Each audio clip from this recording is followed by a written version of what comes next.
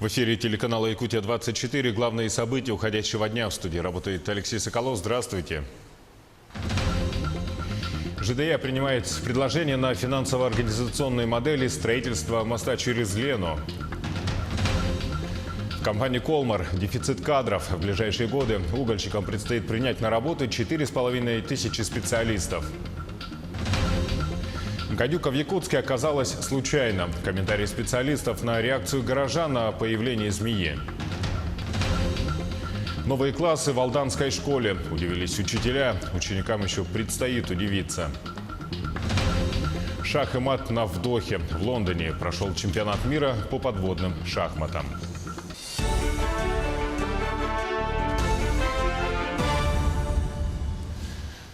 Владимир Путин в Омске провел совещание по теме изменения параметров пенсионной системы. Глава государства обозначил некоторые принципиальные подходы. По его словам, при подготовке законопроекта коллеги в правительстве руководствовались жесткими расчетами. При этом Путин отметил, что все принимаемые решения должны быть справедливыми и учитывать интересы граждан.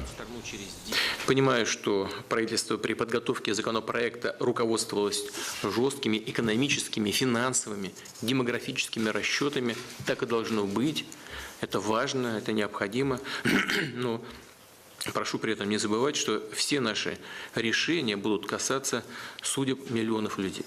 Иметь в виду, считаться самыми разными жизненными ситуациями, с которыми люди сталкиваются. Именно такое человеческое измерение должно присутствовать и в предлагаемых нормах законопроекта.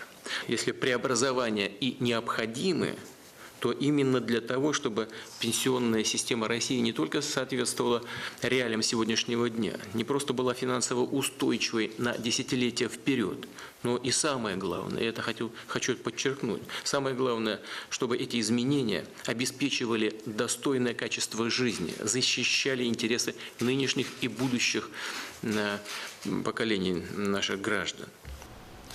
У Тикси большое будущее. Об этом заявил командующий Северным флотом Николай Евменов в рамках военных учений первого заседания Совета по Арктике и морской деятельности при главе Якутии. В планах развития в Тикси объединение противовоздушной обороны, которое будет входить в состав 45-й армии. Это радиотехнические и зенитно-ракетные подразделения. Они должны полностью закрыть куполом воздушное пространство со стороны Арктики. Большие планы с возрождением Северного морского пути ранее озвучивал временный исполняющий обязанности главы Якутии Айсен Николаев. Компания «Железные дороги Якутии» принимает предложение на финансово-организационные модели строительства моста через Лену. Строительство предполагают в районе Якутска. Документы необходимо предоставить до 29 августа. В них необходимо отразить финансово-экономическое обоснование, а в течение 30 дней окончательно оформить предложение.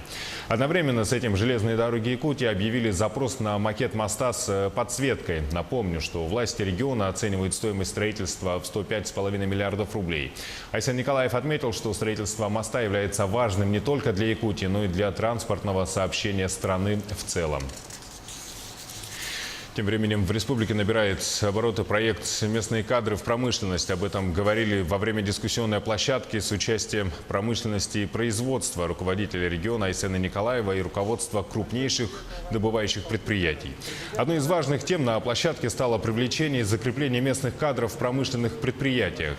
С 2017 года Госкомитетом занятости реализуется приоритетный проект республики «Местные кадры в промышленность». В результате реализации проекта до 2020 года на предприятиях промышленности должно быть трудоустроено не менее 10 тысяч незанятых граждан, постоянно проживающих на территории нашей республики, в том числе граждане из сельской местности не менее 1000 человек, молодых людей в возрасте до 30 лет не менее 5000 человек.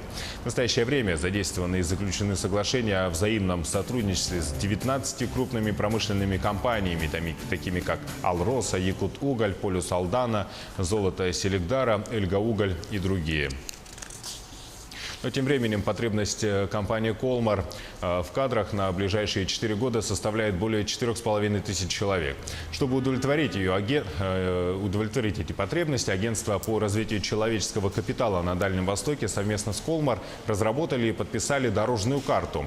Подготовленный план, в частности, подразумевает внедрение компании в федеральные программы трудовой мобильности и переезда соотечественников. Кроме того, на 4-м Восточном экономическом форуме ожидается подписание соглашения о сотрудничестве в сфере содействия компании «Колмар» в развитии человеческого капитала и обеспечении трудовыми ресурсами. В Мирном продолжаются мероприятия по ликвидации последствий проливных дождей, в результате чего пострадали полигоны, где работали драги. Иреляк практически осушил их и вынес воду в Вилюй. Какое решение приняли экологи из Якутска в следующем материале? Августовские проливные дожди в Мирнинском районе впору назвать историческими. За 2 суток в регионе выпало в 1,5 раза больше месячной нормы осадков. Такого не было за все время наблюдений с 1959 года. Отсюда и масштабные последствия – размытые дороги, протекшие крыши и небывалый для августа разлив рек. Это привело к еще одному ЧП.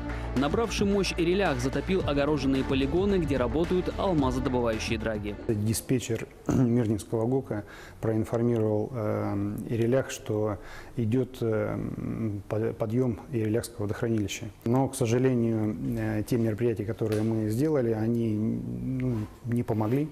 И, то есть воды было настолько много, что вода пошла сверх дамбы, соответственно, с последующим размытием.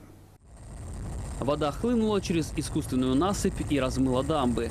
Плавучие фабрики не пострадали. Драги сели на мель, когда все наполнение котлована вместе с сыловыми отложениями и взвесями Ирелях понес в Вилюй. Вода не поступила с дражных полигонов в водный объект, а наоборот, превышая многолетние уровни, водный объект перелился на дражные полигоны, переливая те дамбы, которые существуют. Первыми тревогу забили жители сел ниже по течению Вилюя. Река для них – источник питьевой воды. В Мирные прибыли экологи Министерства охраны природы. Эксперты установили, вредных примесей в воде нет, а мутность от взвешенных веществ, то есть от большого количества мелкого ила и песка. Сейчас там уже вот этот слой грязной воды замутненный проходит. Сразу среагировали все экологические службы и приехали все возможные проверки. Мы совместно с инспекторами брали пробы воды.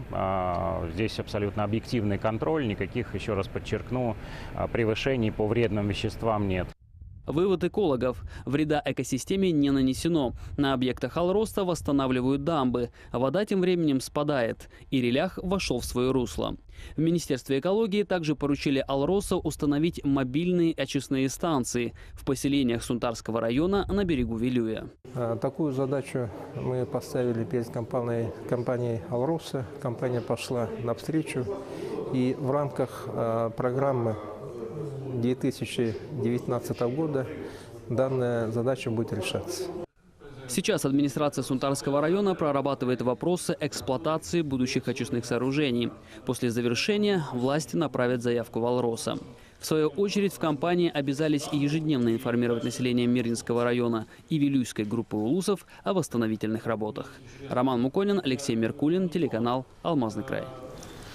Ну а после встречи представители общественной организации Сунтарского района с компанией «Алроса» в Мирном свое мнение высказали и представители общественности. Сейчас мы на данный момент получили анализы вот этой вот воды, которую мы предоставили в Мирбинскую лабораторию. Да, мы получили вот это вот взвешенные вещества, но они являются не опасными для жизнедеятельности людей. Мы в этом убедились, это нам уже наглядно показали. Мы уже восстановили 2 дамбы. Там, у нас по графику до 7 сентября мы восстановим все дамбы, но уже эти дамбы позволили поднять уровень воды до них, соответственно, снизить скорость течения и вынос илистых веществ сейчас в реку Малом Бутове не идет. Кроме этого, мы договорились с общественниками создать группу WhatsApp для информирования, что мы делаем, какая ситуация по анализам. А в населенных пунктах Вилюйской группы улусов, которые снабжались питьевой водой из реки Вилюй, определены альтернативные источники. В городе Нербе озеро Немескеннех, 2 единицы скважины, 3 единицы водоочистных станций. В селе Антоновка озеро Куачай. В Кюндядинском наследии озеро Хаскан. В селе Сунтар также нашелся альтернативный источник водоснабжения. На сегодняшний день село Сунтар, Сундарского улуса, альтернативным источником водоснабжения определен озеро Хорохой, которое находится в 9 километрах от населенного пункта. Подвоз воды осуществляется 3 водовозными техниками, объемными цистернами, которые составляют 6, 8, 10 кубических метров. Среднесуточное потребление питьевой воды составляет 100-120 кубических метров.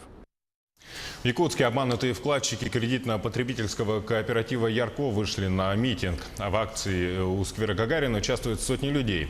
По словам участников, долг кооператива насчитывает 890 миллионов рублей. Вкладчики 4-й год пытаются вернуть свои деньги. Арбитражные дела длятся уже год. Проблема коснулась 2000 человек.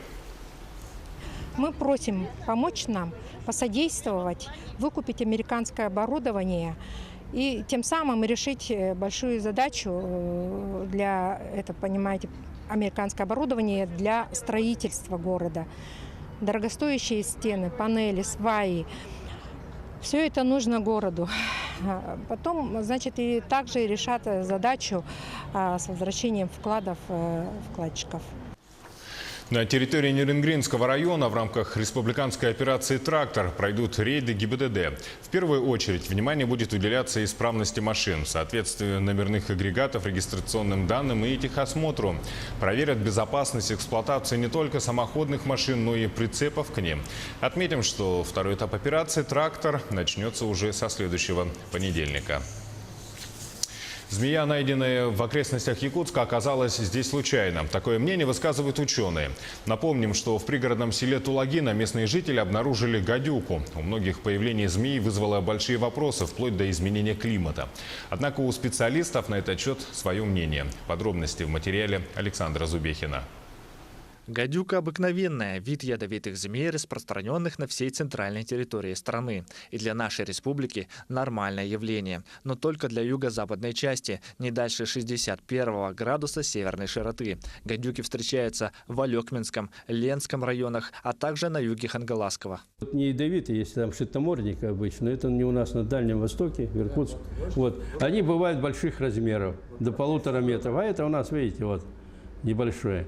Но здесь характерно что вот в этих местах нету вечной мерзлоты. Может зимовать только при температуре плюс 2 градуса. Вот почему.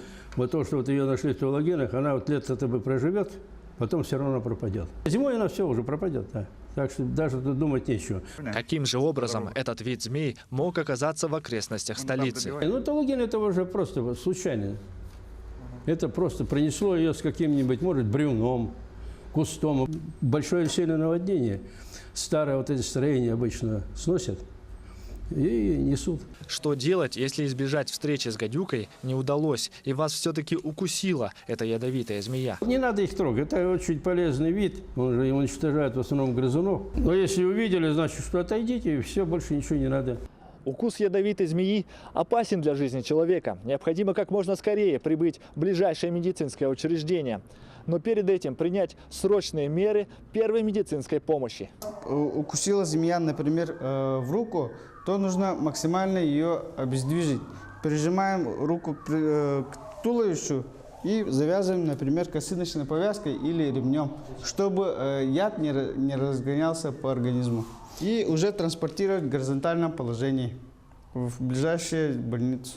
Отсасывать яд не нужно, чтобы не повреждать местные ткани. Укус змеи опасен тем, что он вызывает интоксикацию в организме человека. Человек может умереть от остановки дыхания или от остановки сердца, если вовремя не оказать медицинскую помощь.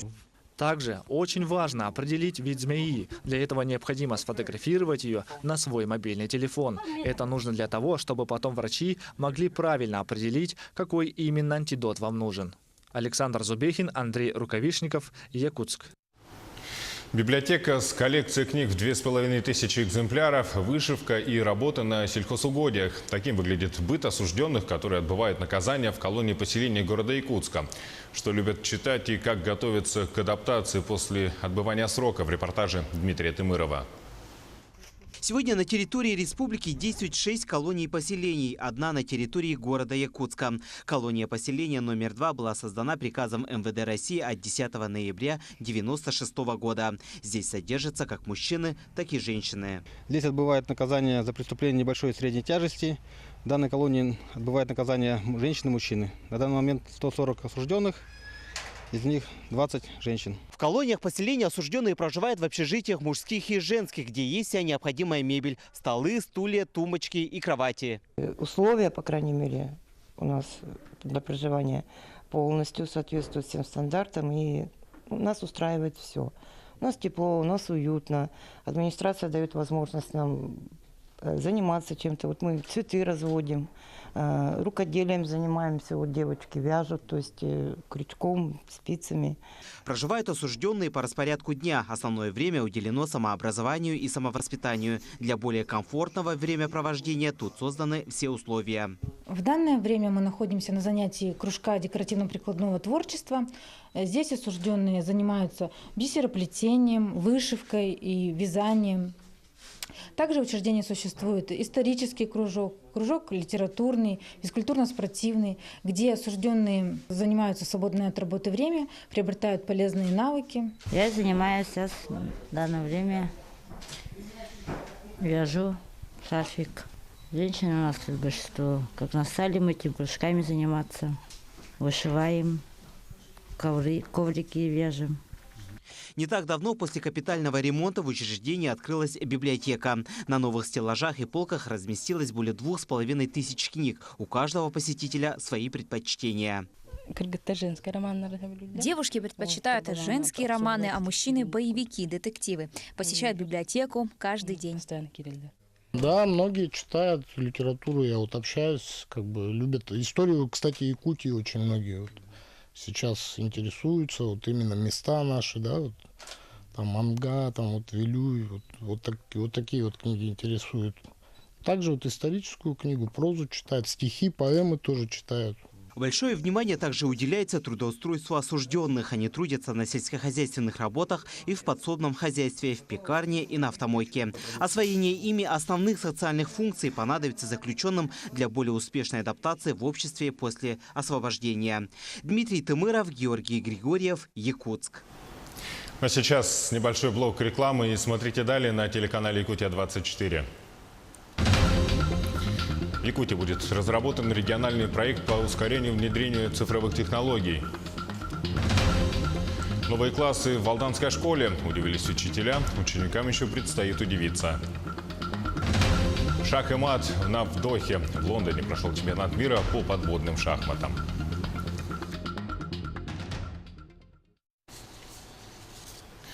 В эфире «Якутия-24» мы продолжаем наш выпуск.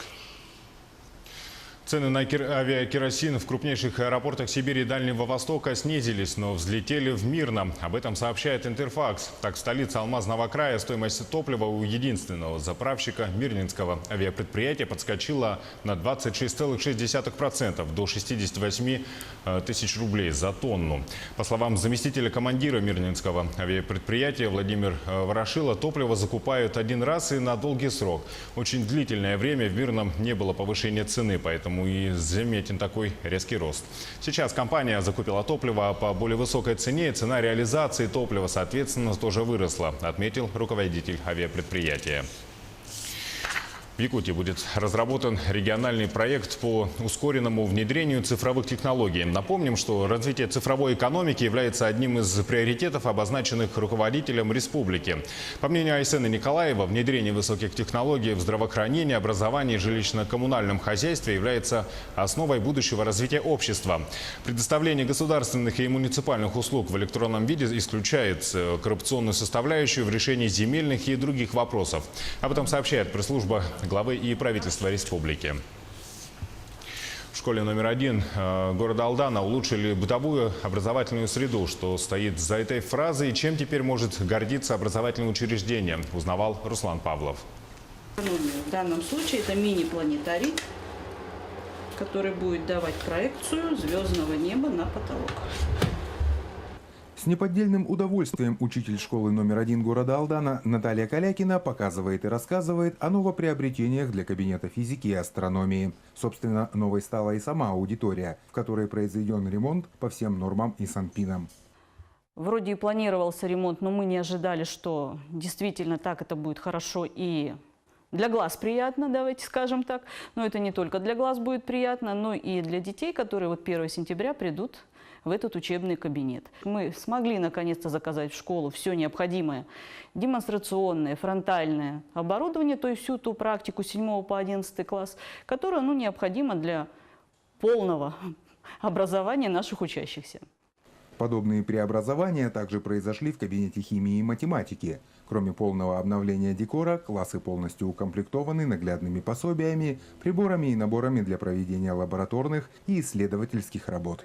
Ввиду того, что углубляется научно-техническое сейчас образование, мы углубимся за счет того, что материальная база становится все шире и лучше.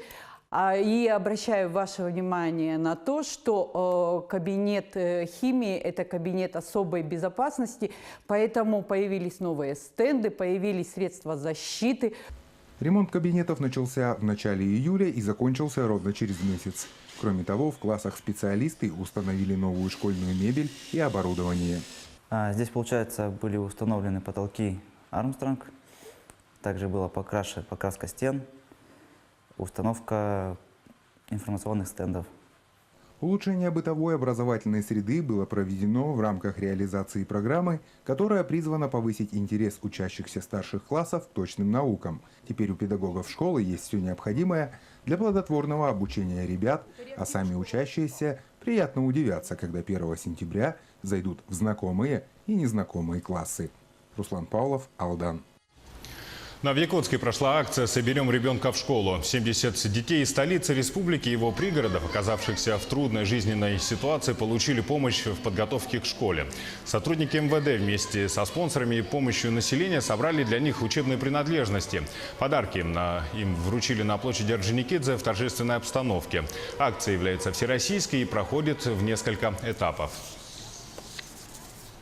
А Первая Ленская городская школа изменит свой облик. Ремонт закончен, учебное заведение прошло приемку. А вот работа по облицовке фасада продолжается. Она, по словам директора, не помешает учебному процессу. Продолжит Светлана Балеева. Новый фасад. Этого события коллектив школы ждал давно. К 150-летнему юбилею, который будет праздновать учреждение в следующем году, он станет хорошим подарком. Деньги были выделены из бюджета района еще в прошлом году, но из-за проблем, возникших с торгами, ремонт удалось начать только в этом году. Приступили они с 1 июня, но очень долго и шел материал. На сегодня ребята работают быстро, очень быстро, прямо такое впечатление, что они этому специально учили. То есть снаружи уже фасад с 3 сторон сделан. Работу ведет строительная фирма из города Якутска. В бригаде 10 человек. Сегодня строители заканчивают утепление здания, после этого закрепят пленку, которая не даст поступать влаги. После чего начнется облицовка фасада сайдингом. По проекту сначала крепится на стенах несущие кронштейны, на анкерные болты. Потом идет утеплитель, 2 слоя по 5 сантиметров. Потом пароизоляция, крепятся несущие профиля. Потом вертикальные профиля будут и металлокассета. По утеплителю уже 1/3, наверное, будет закончена. 1000 квадратов уже закрыли утеплителем. Всего на ремонт фасада из районного бюджета был выделен 21 миллион рублей. В процессе тендера сумма была снижена до 17 миллионов. Помимо этого, 1 миллион 800 тысяч рублей школа получила на ремонт вентиляции в столовой. Вентиляцию уже сделал, Никитин делал, подрядчик, сделал ее хорошо. Осталось поставить 2 прибора и запустить эту вентиляцию. Мы думаем, что к 1 сентября она у нас будет работать. Очень хорошо, качественно. Поменяли потолочки в столовой. Столовая на сегодняшний день как новая. прошлом году в учебном заведении был проведен капитальный ремонт. Заменена канализация и система отопления. Отремонтирована кровля. Проведена перепланировка. Добавилось 6 новых кабинетов, что позволило учреждению перейти на обучение в одну смену. Директор школы рассказала, что в следующем году в планах заасфальтировать площадку перед школой, установить новое ограждение и видеонаблюдение по всему периметру учебного заведения. Светлана Балеева, Виталий Андреев, Ленск. В Мирном проезды к парковкам между взрослой и детской поликлиниками и стационарным корпусом будут перекрыты до 31 августа. Об этом сообщает пресс-служба мэрии. Связано это с работой подрядной организации. Как мы ранее сообщали в наших выпусках, в городе проводятся мероприятия по благоустройству. Советы по флористике, выращиванию комнатных растений, ландшафтному дизайну, овощеводству и топиарному искусству. В Якутске второй день выставки и конкурса достижений юных опытников сельского хозяйства. О мастер-классах сюжет Анастасии Кобызевой. Семинары и мастер-классы проходят на территории учебно-методического полигона. Площадь здесь 2 гектара, и практически вся она засеяна овощами, фруктами, цветами. Но больше всего людей изумляют композиции ландшафтного дизайна. Например, вот эта композиция, которая называется «Шахматная доска», кстати, пользуется особой популярностью среди посетителей. Фотокарточку на память делает каждый второй. Создать красивую композицию совсем непросто. Тщательно подобрать растения и материалы, разделить территорию на зоны, расположить все объекты гармонично и удобно. Композицию мало создать, за ней нужен качественный уход, рассказывает ландшафтный дизайнер Полина Яковлева. Идеи композиции ландшафтного дизайна приходят отовсюду. Мастера вдохновляются мультфильмами, классической музыкой, а иногда и сами растения подталкивают на создание очередного шедевра. Например, когда я слушала «Вальс дождя» Шопена, мне в голову пришла композиция «Вальс дождя» вот с пианино. Да? А к якутской тематике я подбиралась давно, но чисто физически, как ее сделать, вот об этом я думала всю зиму. Ну и в конце концов у нас получилось. Эксклюзивная клумба с якутским орнаментом, оберегом детской колыбели, очага. Каждая экспозиция дополняет другого. И очень интересно рассказывают. Оказывается, в наших условиях можно сделать ландшафтный дизайн.